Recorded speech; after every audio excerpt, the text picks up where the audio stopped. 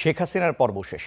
এখন থেকে কোনো দল বা সরকার নয়, দুদেশের জনগণের স্বার্থকে গুরুত্ব দিয়ে সম্পর্ক এগিয়ে নিতে চায় ভারত। প্রধানমন্ত্রীর সঙ্গে দেশটির হাইকমিশনার প্রণয় ভার্মার বৈঠক শেষে কথা জানিয়েছেন পররাষ্ট্র বিষয়ক উপদেষ্টা হুমায়ুন কবির। এদিকে ইন্ডিয়ান ওশান সম্মেলনে যোগ দেওয়ার পথে কাল দিল্লি যাচ্ছেন পররাষ্ট্রমন্ত্রী।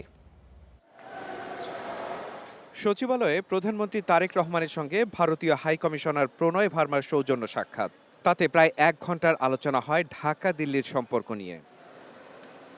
বৈঠক শেষে প্রধানমন্ত্রীর পররাষ্ট্র বিষয়ক উপদেষ্টা হুমায়ুন কবির জানান, বিগত সময়ের মতো দলকেন্দ্রিক সম্পর্ক নয়, দুদেশের জনগণের স্বার্থে গুরুত্ব দিয়ে সম্পর্ক এগিয়ে নিতে চায় ভারত। নির্বাচিত মাননীয় প্রধানমন্ত্রী তারেক রহমান সাহেব পরিষ্কারভাবে বলছেন, যদি দুই দেশের মাইন্ডসেট থাকে টু বিল্ড এই পজিটিভ রিলেশন বিটুইন আর পিপলস, তাহলে এটা হবে।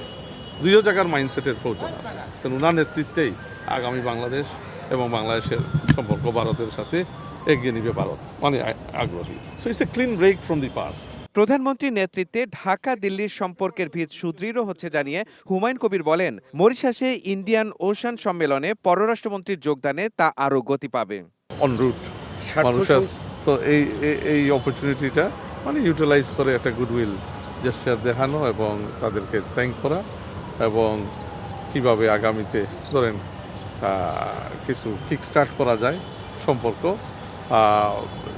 চ্যালেঞ্জেস তো আছে অবশ্যই, and we are very clear of the challenges, we've specified that. So এটা মূলত একটা মানে আপনার গুডউইল শুভেচ্ছা সফর। এদিকে ইন্ডিয়ান ওশান সম্মেলনে যোগ দেওয়ার পথে মঙ্গলবার দিল্লি যাচ্ছেন পররাষ্ট্রমন্ত্রী ও প্রধানমন্ত্রীর পররাষ্ট্র বিষয়ক উপদেষ্টা। মাহাদি হাসান, স্টার নিউজ, ঢাকা।